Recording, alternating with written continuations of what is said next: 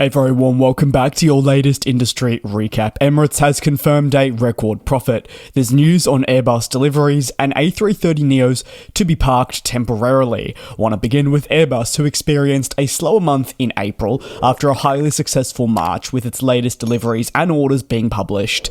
The plane maker delivered 56 aircraft during April. This represented a drop of 8% from March, but still all things considered a healthier figure than in the first 2 months of 2025. The latest figure means they've hit 192 commercial plane deliveries for the first 4 months, representing certainly the effects that are being felt on the supply chain with turbulence throughout the business.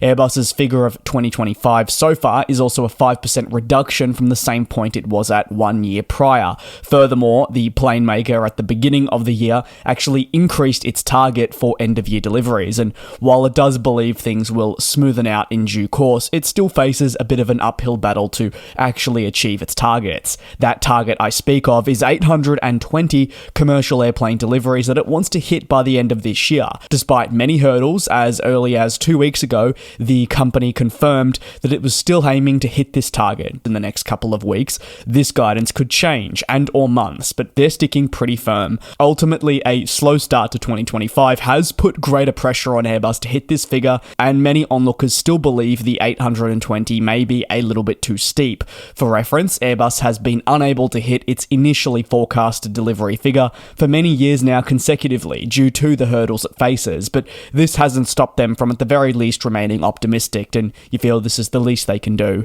2025 was at the very least earmarked as another year where improvements would be felt. However, it became quickly apparent that while stability can be achieved in due course, consistent challenges are going to continue impacting the plane maker's business. Notably, struggles have stemmed from supply chain constraints around key elements such as fuselage parts, which have not been delivered on time and therefore thrown off production timelines. With timelines thrown out the window, Airbus has struggled to maintain delivery targets with its airline customers across all its commercial airplane divisions. Airbus also feels pressure from engine manufacturers who have been entangled in a crisis of their own, mainly since the COVID-19 pandemic, which has affected a large portion of the next generation active global fleet, but equally is playing a role in emerging units too. In some instances, planes may be ready for delivery, but the inability to acquire those all-important engines on time throws off test flights and eventual handoff timeframes to customers, leading to frustrations. And while I speak about engines, fuselages, and so forth, it can stretch as far as cabin seats, which need to be obviously installed for a plane to be shipped out to its end customer. Even that is facing some form of delay. Over to the next story, and Aircalin is pausing flights with its next generation A330neo as scheduled maintenance is being conducted, and therefore the grounding of the jets will occur on a temporary basis. The New Caledonian company confirmed that work will be conducted on its 2 A330neo jets, which it took, in reality, delivery of all not that long ago. However, Aircalin is more than aware of the importance that this plane has on its fleet, and is certainly moving forward with great emphasis on launching new routes. Therefore, it's being very careful about the maintenance work it needs to conduct. Aircalin confirms that while it will temporarily pause flying with certain A330neo jets, it plans to do this through a staggered approach. This means that one unit should remain in the airline's operation while the other one is out parked.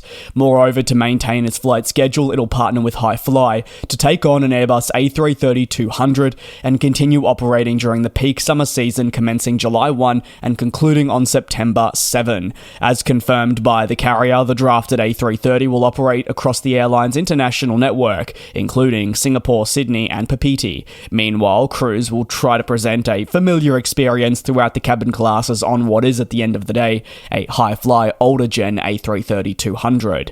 As for the work being conducted on Aircalin's A330neos, well, it centers around a very typical C-check, occurring when a new plane is delivered to an airline and usually after 2 years comes in for routine maintenance. The program ensures that Aircalin has a fit and working aircraft that can continue flying until their next important scheduled maintenance, and it also means that they are completely complying with regulations right around the world. Their fleet is very modest. At the end of the day, they have 4 planes to their name, and 3 of which are listed as active at the time of recording this video. The A330neo is really the bulk load of its operation. Yes, it has some A320neos, but if we're talking high-capacity international services, the reliance is on those A330neo jets. It is why this maintenance is probably being heightened a little bit, considering it's affecting its entire fleet pretty much business-wide, and we know that Aircalin needs these in terms of achieving those long-haul flights connecting New Caledonia to the world.